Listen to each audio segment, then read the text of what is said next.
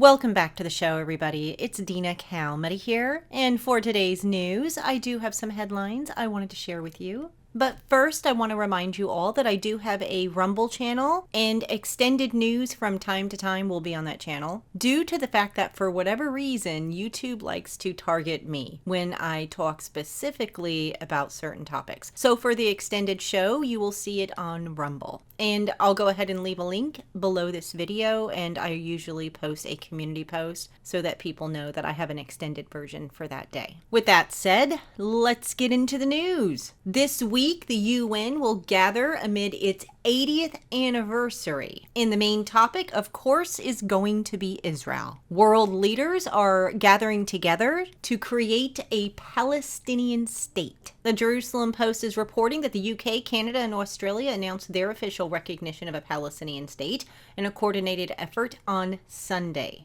Later in the evening, Portugal's foreign minister announced that his country had also recognized a Palestinian state. Although the three countries had stated their intentions earlier in the summer, the timing, a day ahead of the UN conference, came as a surprise. It also means that two G7 countries have recognized a Palestinian state. And of course, there are several others. So this is huge as it pertains to Bible prophecy, because the Lord said himself that Israel would become a burdensome stone, and he also said that his land would be divided, and those that divided his land would face judgment eventually. God specifically wrote his name on Israel. This is his land. And of course, this is against Israel's wishes. So we don't know the real particulars, what part of Israel they want to divide. We've heard of Samaria, we've heard of Judea, we've heard of East Jerusalem. In the long run, they're going to end up dividing Israel's land, and it's going to cause major issues. It will have a ripple effect throughout the world. With that said, Israel and the U.S. will boycott the summit. The Prime Minister, of course, has rejected the recognitions as well as the idea of a Palestinian statehood and vowed to respond upon his return from the UN. Some government ministers are pushing Israel to annex part of the West Bank in a response. And Saudi Arabia has warned that the West Bank annexation would have major implications. The UAE, with which Israel has relations, has also called annexation a red line. The Trump administration is seeking congressional approval to sell nearly $6 billion in weapons to Israel, according to the Wall Street Journal.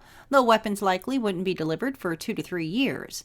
The White House is now seeking approval from the top 4 Republican and Democratic leaders of the House Foreign Affairs Committee and the Senate Foreign Relations Committee in order to move the package forward.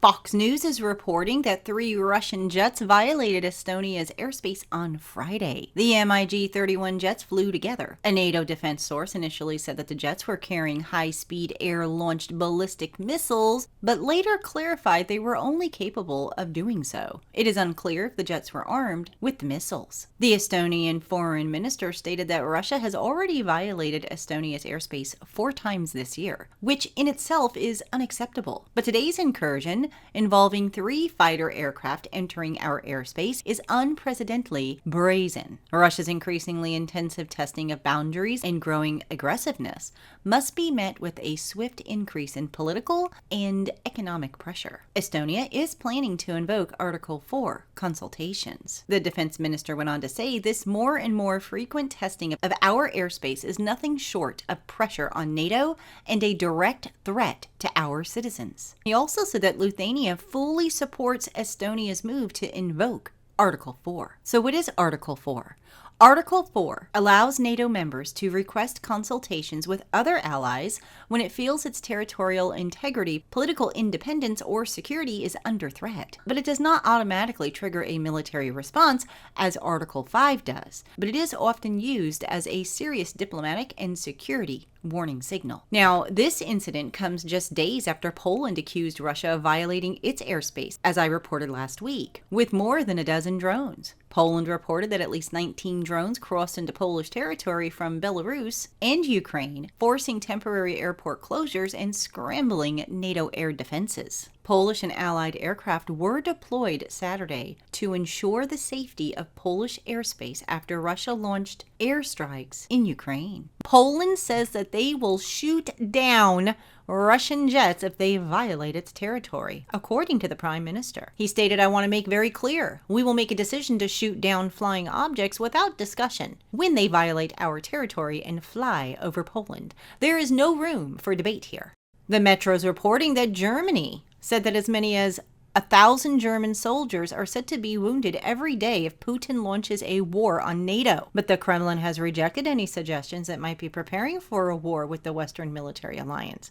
But the latest incursions of Russian jets and drones into Poland and Romania and Estonia have suggested otherwise and raised fears of any escalation. Germany's Surgeon General said that the number of injured troops in a potential conflict would depend on the intensity of a battle and which military units were involved. Now, speaking of Russia, here is another headline. It's being reported by Express News UK that Moscow is preparing a gray zone attack on Poland before Christmas. The warning sent through an Eastern European ally during London's DSEI Arms Fair last week has triggered urgent discussions in the UK and the US about the risk of a deniable strike aimed at fracturing NATO. It comes as Russia continues a new tactic to pressure NATO by snipping at its borders to test the alliance's resolve, as I just reported. Now, according to the intelligence sources, the information was provided by a Russian one-star officer believed to be an army major general who has since left Russia. He claims that the Kremlin is planning a non-nuclear strike on Polish territory, a limited but deliberate act designed to test NATO's response and trigger political destabilization in Europe. The intelligence has been shared with the US and is now under assessment by senior transatlantic officials. One UK source noted that any NATO response would likely remain conventional in line with Cold War deterrence models, such as MOD's Wintex exercises. One more report on Russia, and then we'll move along. But Express News is also reporting that Russia has recruited over 20,000 Cuban citizens to act as mercenaries in its ongoing war against Ukraine. A representative for Ukraine's military intelligence agency told U.S. House representatives during a national security briefing that Cuba is ranked at the very top among countries from which Russia sources its mercenaries. He said, "Currently, our good intelligence tells us about at least 20,000 people from Cuba that have already filled the document and have been recruited to fight for Russia." Moscow has increasingly turned to assistance from foreign troops over the past year, from areas such as North Korea, the Middle East, and Africa. And now they're looking towards Cuba. So this war is involving more and more nations around the world. The UK's decision to sign a $1 billion defense deal with Palantir is being framed as modernization, but in reality, it's another brick in the rising beast system infrastructure. Their AI-driven platform will now oversee the operations of Britain's entire military, army, navy, and air force, consolidating control into a single foreign vendor. What looks like efficiency and interoperability is in fact the concentration of unprecedented power into the hands of one company, a US-based giant already entrenched in NATO, Ukraine, Israel, and US immigration systems. Scripture reminds us that in the last days, power would become centralized and control mechanisms would expand globally. That's in Revelation chapter 13, verse 7. This deal is not just about defense. It's about data, surveillance, and submission to a digital command structure. Now, here is another headline that is very concerning. I saw this originally on Facebook, but here it is coming from Newsmax. And I will have the full report on my Rumble channel. In other news, AccuWeather is reporting that the blob is back, except this time it stretches across the entire North Pacific. A record-breaking and astonishingly expansive marine heat is underway in the Pacific Ocean, stretching about 5,000 miles from the water around Japan to the west coast of the U.S.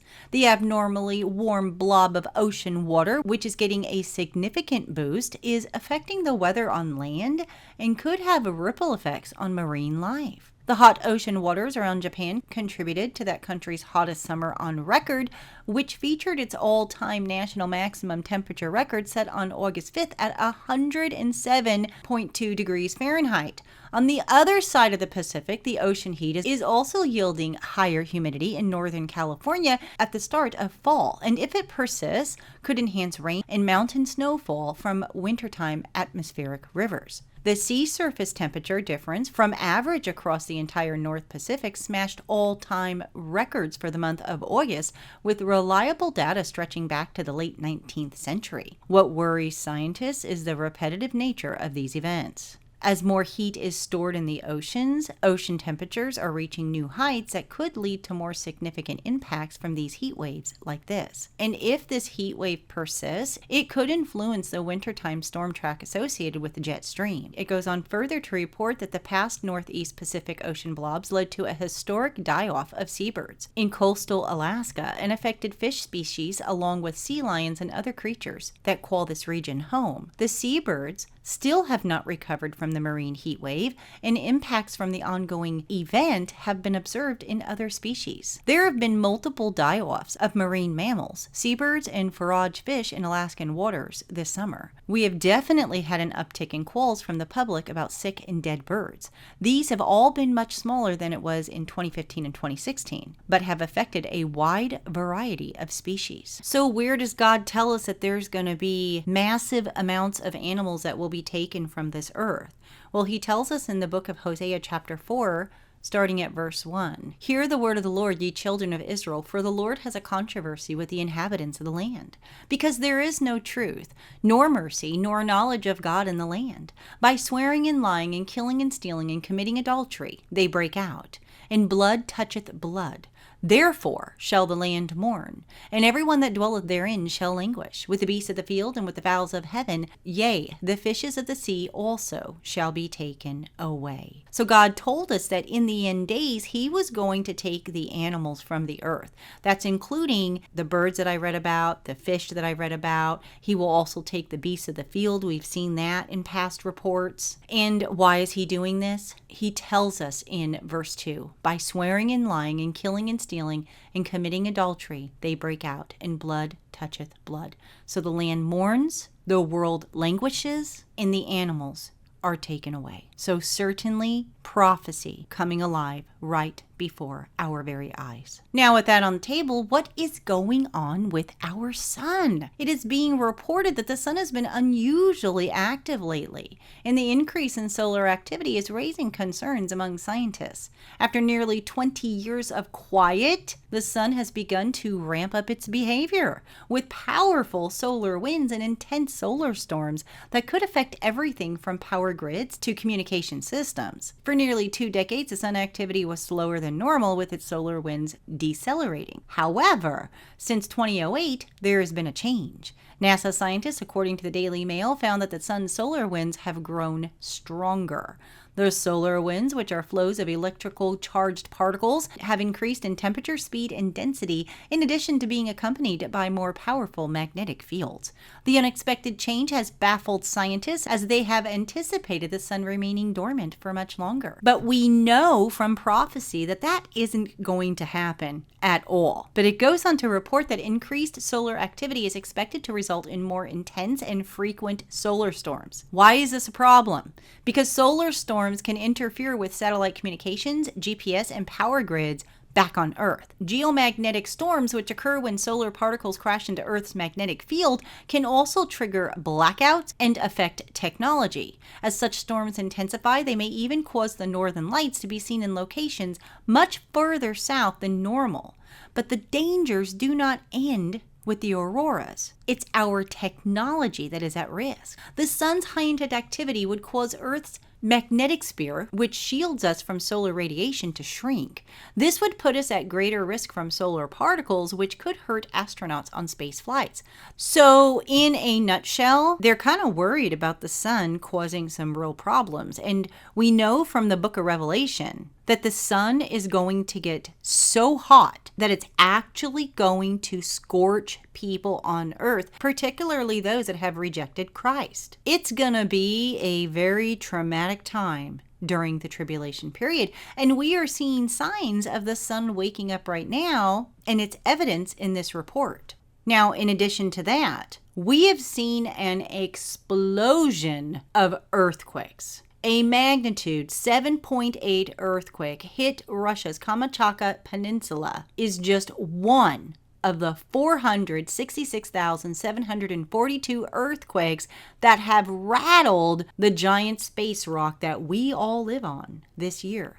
Simultaneously, dozens of volcanoes have been erupting, and there have been all sorts of very unusual events in the heavens. If you think that what we are experiencing is normal, you probably have not been paying much attention.